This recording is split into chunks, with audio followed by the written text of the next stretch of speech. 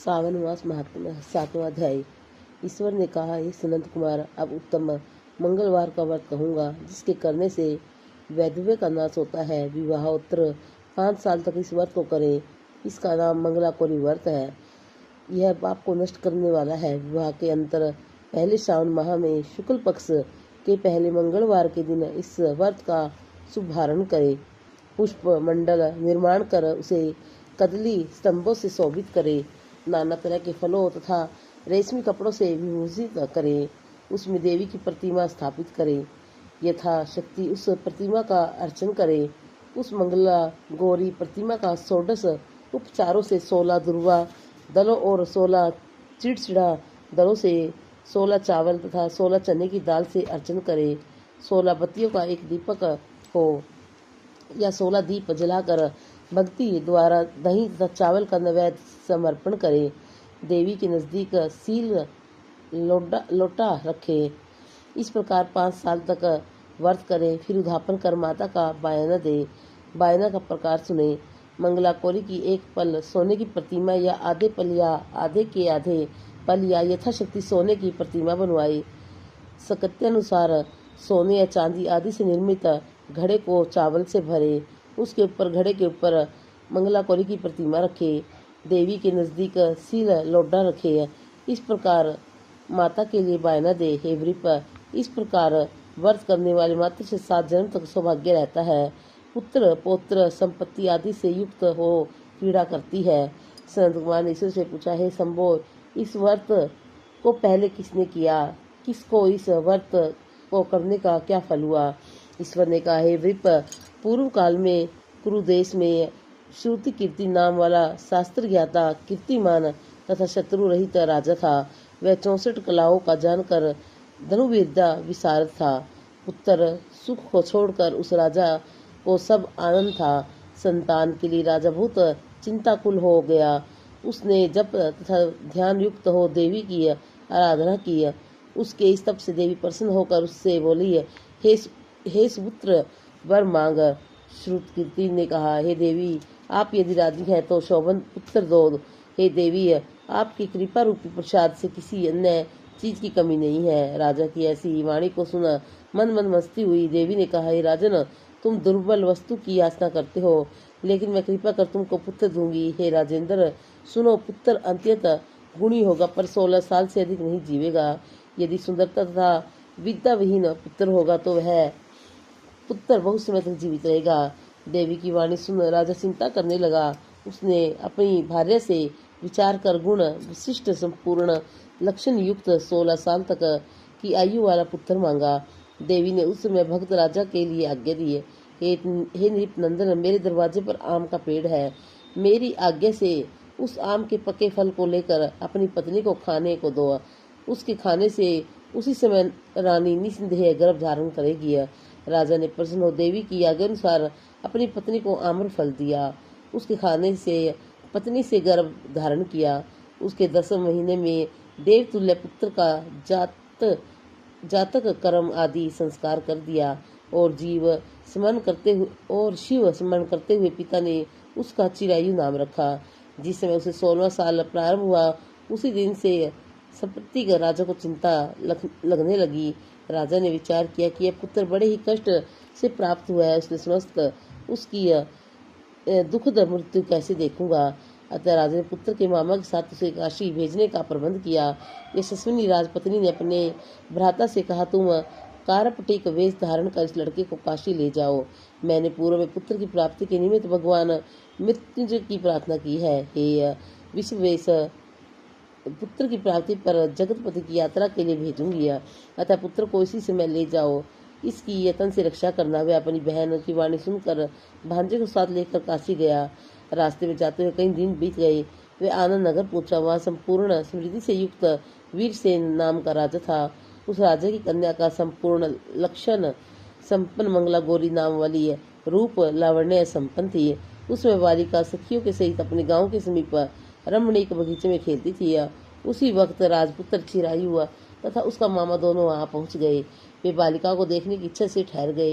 इतने ही समय में क्रीड़ा करती हुई उन बालिकाओं में से एक बालिका ने क्रोधित हो अंत्यत कथित दुर्वचन रंडा गया कहा। इस दुर्वचन को राजपुत्र ने सुनकर कहा, तुम अयोग्य वाणी क्यों कहती हो?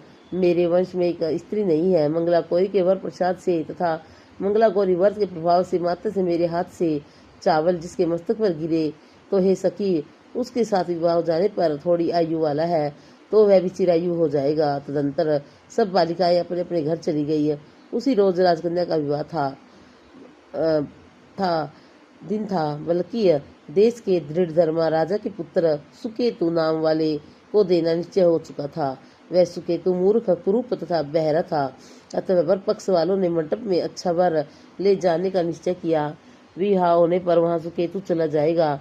यो विचार कर चिरायु के समीप जाकर उसके मामा से कहा, यह बालक हमें दो, क्योंकि हमारे आपके बालक द्वारा हमारा कार्य सिद्ध होगा।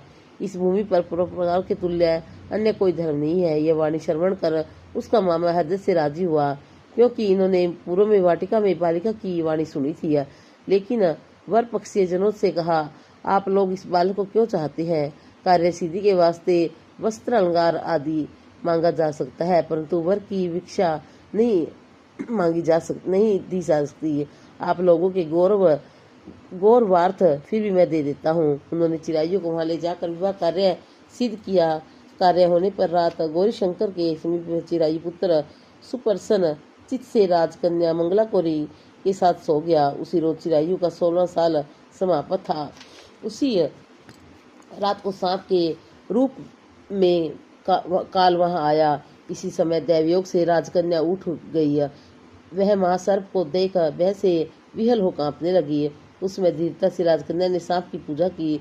16 उपचारों से अर्चन कर पीने के लिए बहुत सा दूध दिया और प्रार्थना की। दीन वाणी से उसने सांप की स्तुति की। मंगला गौरी ने कहा कि मैं उत्तम व्रत करूंगी। मेरे पतिदेव इस सर्प से जीवित हो तथा चिरजीवी हो, ऐसा कीजिए। उसी समय उस सांप ने कमंडलों में प्रवेश किया। अपनी कचुकी चोली से राजकन्या ने उस कमंडल का मुख बांधा। तदंतर उसके पतिदेव शरीर के अंगों को ऐंठते हुए जाग कर उठे। अपनी पत्नी से कहा, हे प्रिय, मुझे भूख सता रही है। उसने माता से समीप जाकर पायस, लड्डू आदि लाकर पति को दिया। उसने प्रसन्नचित्त हो भोजन किया। हाथों को धोने के समय उसके हाथ से अंगूठी गिर गई। वह पान खाकर फिर सो गया। फिर वह राजपुत्री कमंडलू पात्र फेंकने गई, लेकिन विधि के विधान से बाहर जाने पर चमकते हुए हार की कांति देख विस्मय को प्राप्त हो गई। उस घट में स्थित हार को अपने कंठ में धारण किया। कुछ रात जब शेष रही तो चिरायु का मामा उसे ले गया। चिरायु के जाने के बाद वर पक्षी जन सुकेतु को वहां लेकर ले गए। मंगला गौरी ने उस सुकेतु को देखा। वह कहने लगी, यह मेरा स्वामी नहीं है। सभी वर पक्षी महानुभाव राजकन्या से कहने लगे, हे सुबे, यह क्या कह रही हो? यदि कोई पहचान हो तो कहो। मंगला गौरी ने कहा, जिसके रात में नवरत्नों की निर्मित अंगूठी मुझे दी, वह इस उंगली में देखकर पहचान करो। रात में स्वामी पतिदेव ने मुझे हार दिया। उस हार के रत्नों की सुंदरता कैसी है बतावे, यह तो कोई अन्याय ही है। रात्रि में आम्र सेवर के समय मेरे पतिदेव का केश युक्त पैर मेरी जांग में लगा हुआ है। सब लोग उसे भी देखें।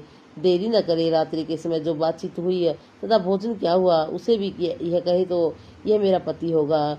यो मंगला गौरी की बात सुनकर सब लोगों ने कहा, ठीक है, लेकिन चिन्हों में से सुकेतु के बताए हुए एक की भी पहचान नहीं मिली है। तब सब लोगों ने मना कर दिया। वर पक्षी लोग जैसे आए थे वैसे ही चले गए। मंगला गौरी के पिता श्रुतकीर्ति ने प्रसन्न चित्त से अंजल आदि एक सत्र यज्ञ किया, जिसमें वर पक्षी सब लोगों ने यह कथा सुनी कि स्वरूप के कुरूप हो जाने से आदर से किसी को ले आए थे। महल के बरामदे में चिक के भीतर कन्या को राजा ने बिठाया। इधर 1 साल तक यात्रा करते हुए अपने मामा के साथ में चिरायु अपनी ससुराल का वृत्तांत देखने के लिए आया। जब मंगला गौरी ने चिक के भीतर से उसे देखा, लोकांतर प्रसन्न अपने माता पिता से कहा कि मेरे पति आ गए। सुहृदगणों को बुलाकर राजा ने पूर्व कही हुई सारी पहचान देकर पवित्र मुस्कान वाली पुत्री को चिरायु को दिया। शिष्ट लोगों के सहित राजा ने विवाहोत्सव कर वस्त्राभरण आदि असव गज रथ तथा बहुत सी चीजों से विदा किया। फिर वह चिरायु अपनी पत्नी मामा सहित कुलंदन सेना सहित अपने नगर गया। जब चिरायु के माता और पिता ने प्राणियों के मुखारविंद उसके आने का समाचार सुना तो विश्वास नहीं किया, क्योंकि भाग्य विपरीत कैसे हो सकता है। इसी बीच में चिरायु तथा पिताजी के पास गया। प्रेम मगन हो चिरायु ने भक्ति द्वारा अपने माताजी और पिताजी के चरणों में प्रणाम किया। माता ने उस चिरायु मस्तक चूमकर